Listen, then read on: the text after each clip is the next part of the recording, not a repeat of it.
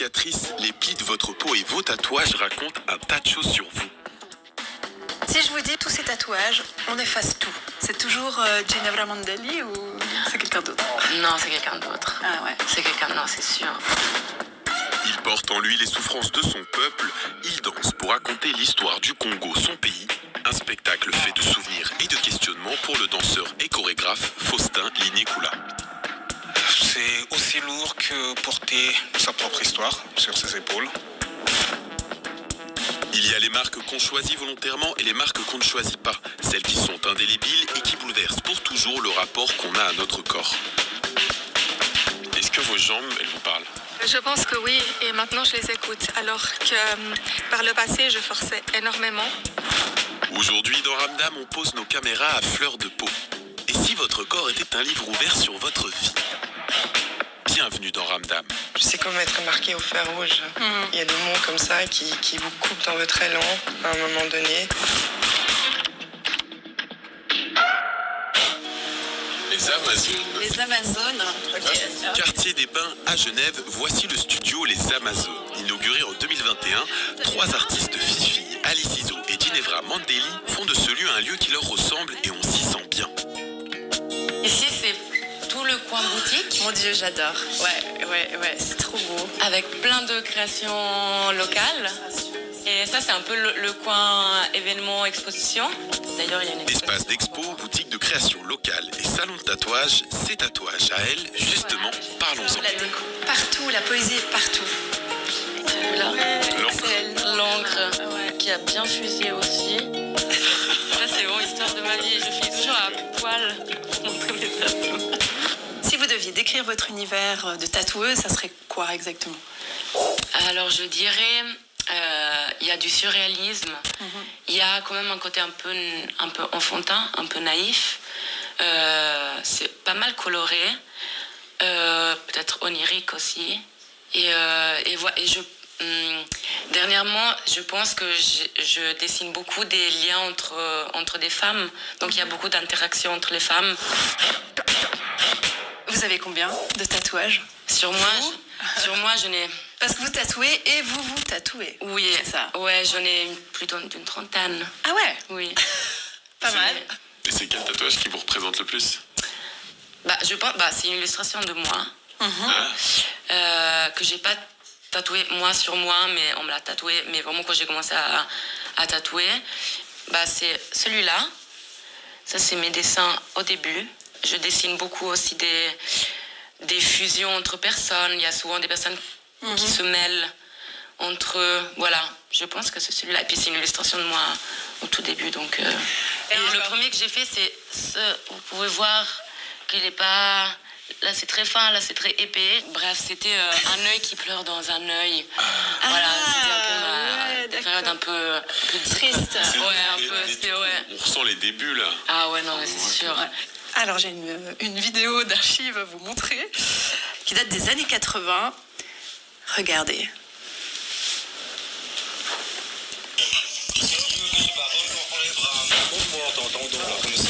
Je crois que j'ai oublié mon fer, mais je sais pas encore quoi. Ça me donne des idées. T'as mis combien de temps pour voir ça? 22 ans. Le tatouage, ça donne une signification par rapport au personnage. Puis, comme on est des mauvais personnages. Bon, ça s'en a raté, quoi. Moi. Toi, t'es méchant. Moi, je pense pas que c'est mauvais. Moi, j'ai fait une femme, j'aime bien les femmes. Ouais, je vais m'en faire un prochainement sur la coque. Hein. Je vais faire une tête de mort, quoi. Je vais la faire moi-même. C'est bien. Ouais, je vais faire une tête de mort. C'était dans les années 80, on est dans un univers de bikers. Ça a bien changé, en fait. Qu'est-ce que vous en pensez? Alors, je pense que ça s'est adouci un peu, dans le sens que je pense clairement que c'est plus accepté maintenant. Je pense que les tatouages sont faits moins avec une... on se rebelle moins avec ça. Si je vous dis aujourd'hui, tous ces tatouages, on efface tout. C'est toujours Ginevra Mandelli ou c'est quelqu'un d'autre? Non, c'est quelqu'un d'autre. Ah ouais. C'est quelqu'un, non, c'est sûr. C'est mon histoire maintenant. Je pense que ma vie tourne beaucoup autour de ça. Mes amis sont beaucoup dans ce métier aussi. Je voyage beaucoup pour ça, donc... Vous aimez votre corps? Oui, beaucoup. Ouais, beaucoup. En tout cas, plus qu'avant, ça c'est sûr, peut-être avec l'âge. Mais en tout cas, je pense clairement que les tatouages m'ont aidé à m'en approprier, je crois.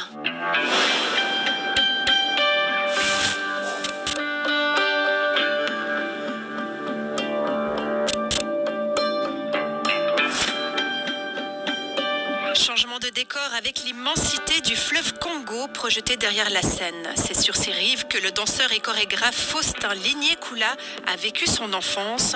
Son spectacle Mon corps, mon archive, qu'on découvre ici, parle de l'histoire de son peuple et de son pays. Il prolonge sur scène et dans les mouvements de son corps nombreuses questions liées au Congo, à la période coloniale et aux souffrances qu'elle a engendrées.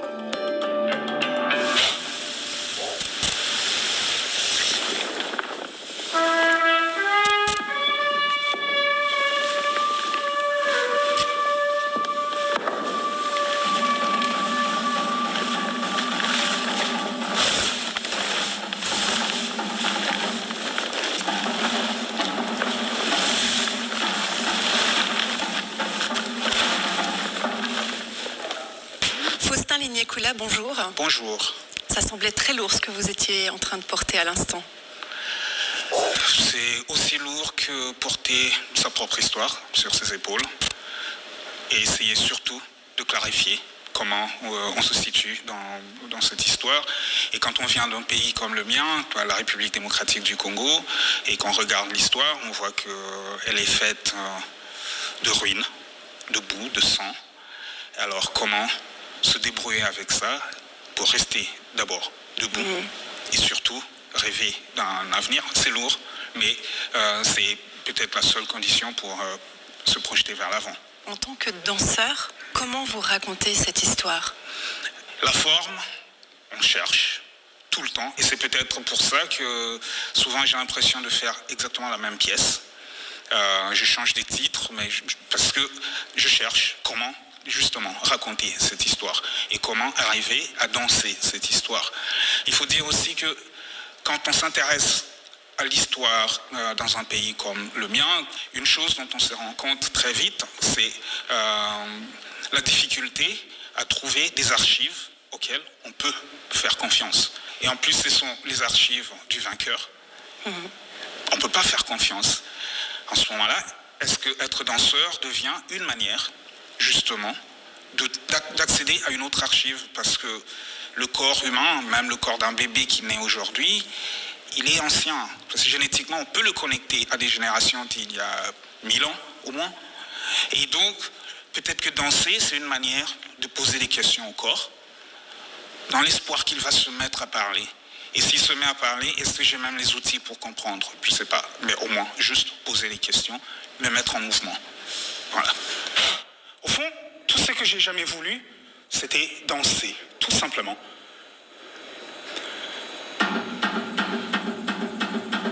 Alors, depuis 20 ans, je cherche dans les ruines du pays natal. Depuis 20 ans, je cherche.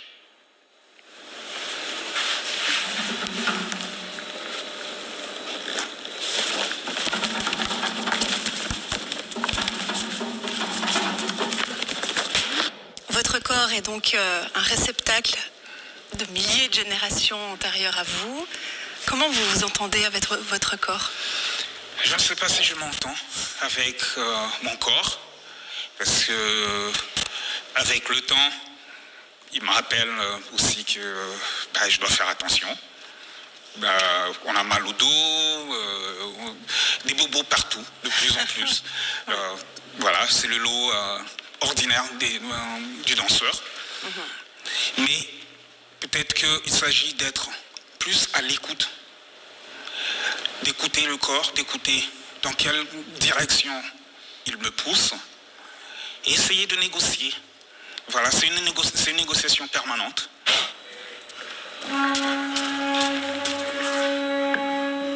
Dans son spectacle, Faustin Ligné-Koula parle aussi du corps des femmes de son clan, des femmes qui ont souffert et que l'histoire veut oublier. Le danseur, lui, ne les oublie pas, il les représente avec des statuettes.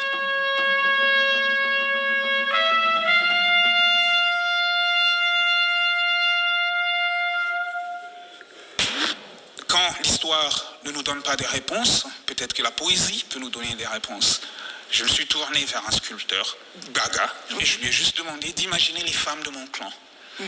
Et je les emmène avec moi sur scène, et bien, le temps d'une danse, c'est mes ancêtres. Et ça me permet aussi juste de voyager accompagné sans avoir à demander des visas pour tout le monde.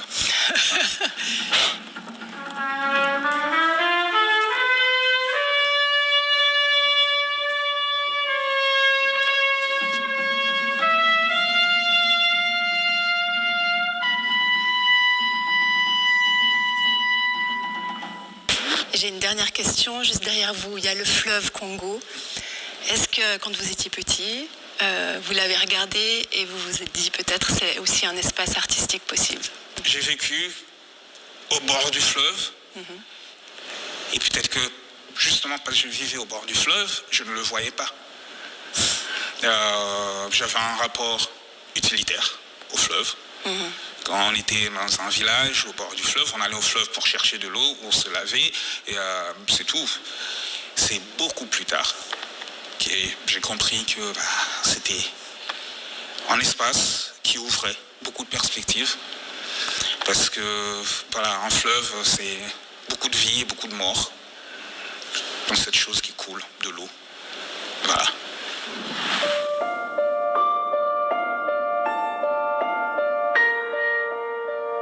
Le cours d'une vie peut être marqué par des événements indélébiles, des marques qu'on ne choisit pas, qu'on subit et qu'on est forcé d'accepter. Silke Pan ne peut plus marcher, mais elle reste à l'écoute de son corps et en a fait un magnifique outil artistique.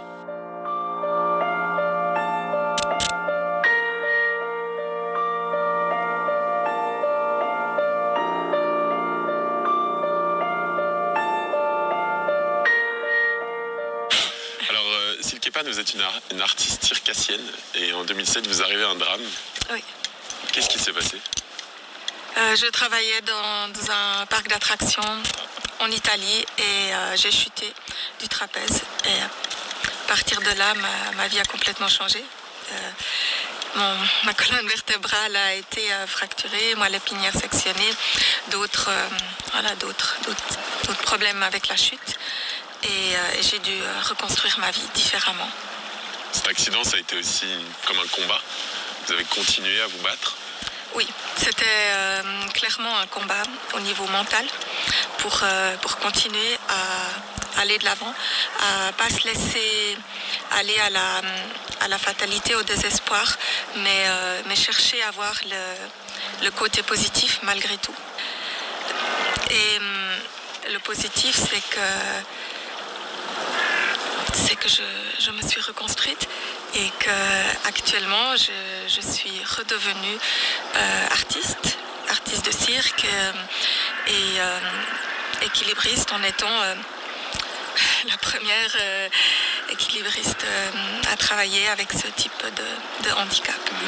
Finalement, ça permet aussi de partager, de montrer à d'autres personnes qui ont été lésées par la vie, par des accidents, des maladies, que ce n'est pas fini. Qu'il y a plein de possibilités, malgré les apparences.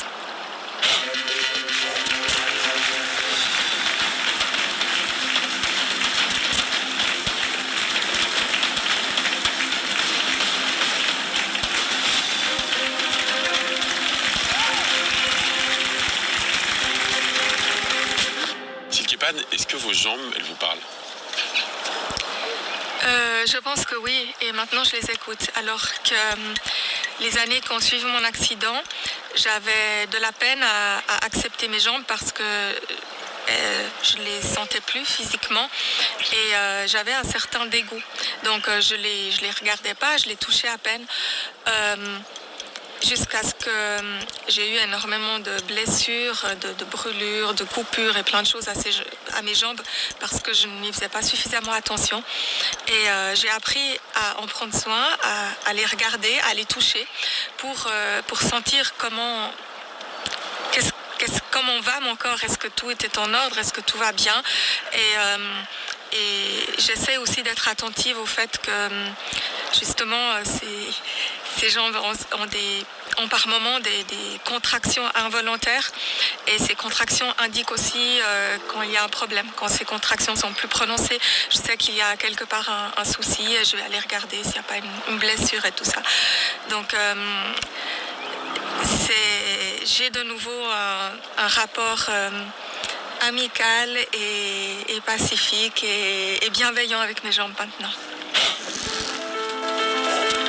Plusieurs étapes ont été nécessaires pour faire la paix avec son corps. Juste après son accident, Silke Pan s'est lancée dans le handbike. Elle devient l'une des meilleures athlètes au monde, une façon de se reconnecter à elle-même et de lutter contre la douleur. Mais ce n'est pas tout. Depuis 2016, Silke Pan s'engage dans la recherche en testant des prototypes d'exosquelettes pour le laboratoire de biorobotique de l'EPFL. Et votre corps, est-ce qu'il a des limites? Des fois, est-ce qu'il vous dit stop, on arrête? Par le passé, je forçais énormément et j'ai eu des blessures qui ont mis des années à guérir. Donc maintenant, j'essaie d'être un peu plus raisonnable et d'écouter davantage mon corps quand il est épuisé. Pour lui dire, OK, il faut relâcher un petit peu pour pouvoir aller plus fort après. Votre corps aujourd'hui, vous l'acceptez, vous en avez fait une force. Est-ce que vous l'aimez? J'aime mon corps comme on peut aimer, comme un parent peut aimer son enfant, je pense. C'est un peu cette relation-là. Mon corps est parfois capricieux, mon corps a fait des bêtises, mon corps n'est pas toujours brave, mais mon corps, c'est celui qui est en rapport intime avec moi, avec mon intérieur, et je l'aime parce qu'il m'accompagne partout et parce qu'ensemble, c'est ensemble que nous pouvons accomplir tellement de choses. Merci beaucoup, Silke Pan. Merci à vous.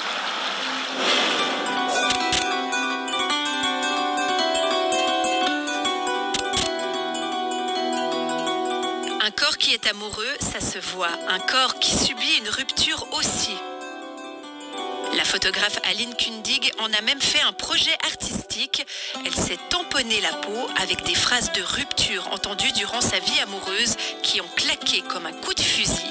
Des phrases qui font chavirer une vie. C'est votre lit là, c'est ça? C'est mon lit. Vous l'avez amené dans cette galerie? Oui, et il me manque beaucoup à la maison en fait. Mais j'imagine. Oui, parce que du coup je dors moins bien à la maison. Donc, alors je viens dormir de temps en temps. Ici Ouais, dans la ouais. galerie. Alors on a votre lit, oui, mais on a aussi toutes sortes de phrases qui parsèment en fait les murs. Je ne suis pas amoureux, mais c'est terrible. On vous l'a dit une fois. On me l'a dit une fois, ouais, juste au sortir d'une scène d'amour, en fait. Et c'était un soir comme ça, et on était encore à moitié nus, et la personne me tenait la main en me regardant, et il m'a dit « Je ne suis pas amoureux ». Et j'ai reçu ça comme une espèce de déflagration dans la poitrine, comme ça. Et puis j'ai ramassé mes affaires, et puis je suis repartie à vélo chez moi. Et c'est pas arrivé qu'une seule fois, je suis obligée de poser la question. En fait, partout, il y a des phrases de rupture qui claquent un peu comme des coups de feu. Oui, bah c'est sur beaucoup d'années, c'est différentes personnes, ça pourrait être d'autres personnes, c'est un côté universel, tout le monde a sa phrase.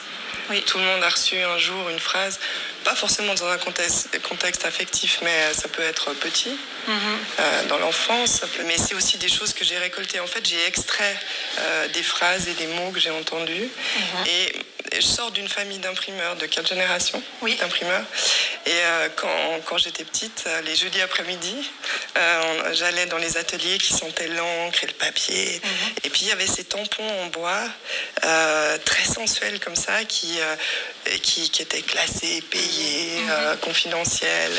Puis je tamponnais des feuilles entières, et puis des années plus tard, je me suis dit toutes ces phrases, tous ces mots, pour les matérialiser, j'en ai fait faire des tampons que j'ai appliqués sur mon corps ou sur des draps, puis j'en ai fait des photos et j'en ai raconté une histoire.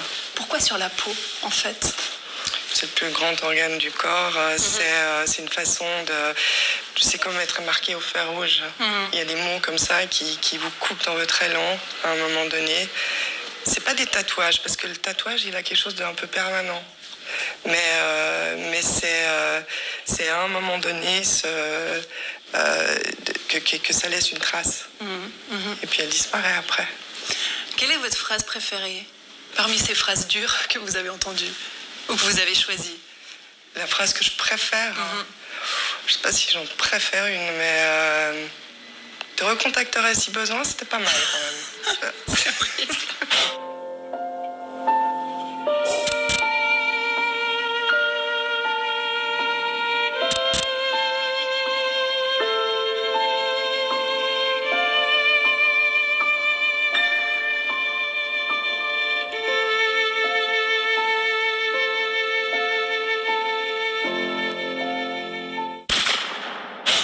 Mais le nombre de gens qui sont venus ici, qui ont pleuré, mais c'est très impressionnant. Il y avait un homme l'autre jour et il est rentré, un homme charmant. Et puis il a voulu me parler, il est allé vers la photo qui est Pas envie de plus. Et il m'a dit ça m'émeut tellement, ça me parle tellement, et il a commencé à pleurer, et puis je lui ai pris la main, et puis j'ai commencé à pleurer. Et une autre femme qui regardait les photos, et puis elle a aussi commencé à pleurer, et elle me dit, en fait c'est moi qui ai dit ces phrases, et je me rends compte du mal que j'ai pu infliger. Et vous, Joël, quelle est votre phrase? On a tous une phrase, quelle est la vôtre? Quelle est ma phrase? Alors, évidemment, vous tatouez des mots. En creux, j'ai l'impression que moi, c'est le manque de mots, le silence, en fait, qui a marqué certaines relations. J'ai l'impression que les mots parachèvent une relation, les mots donnent du contenu aussi à des émotions, à un rapport, à un lien. Et quand il n'y en a pas, il manque une partie de l'histoire. Wow. Donc ça serait peut-être le silence. Je ne sais pas si on peut tatouer le silence. On peut tatouer le silence. Donc ça serait 3 points de suspension. 3 points. Ouais, c'est bien.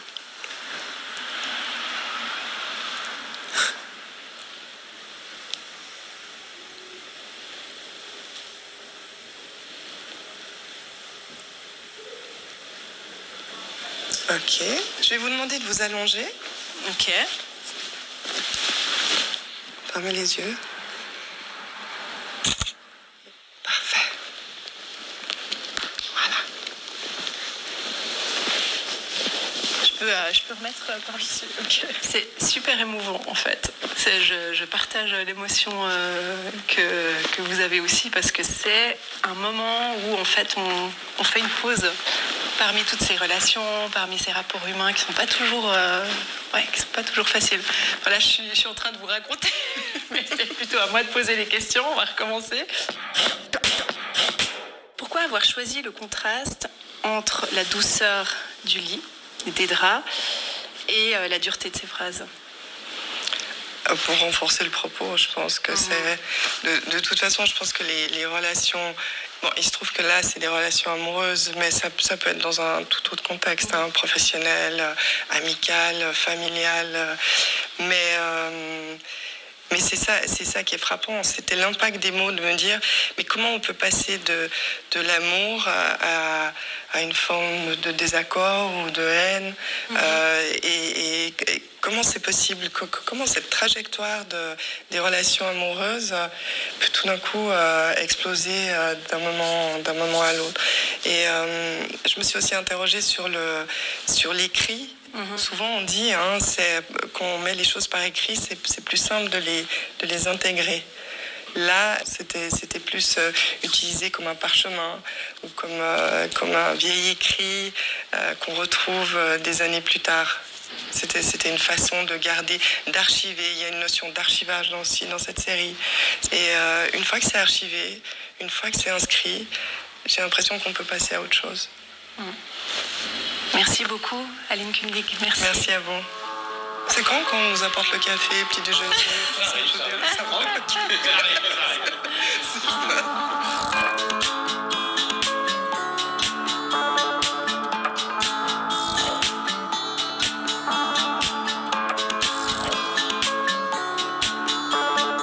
Bon bah Joël, déjà une fin d'émission. Déjà une fin d'émission et on vous souhaite une très belle soirée. À la semaine prochaine. Ciao. Ciao.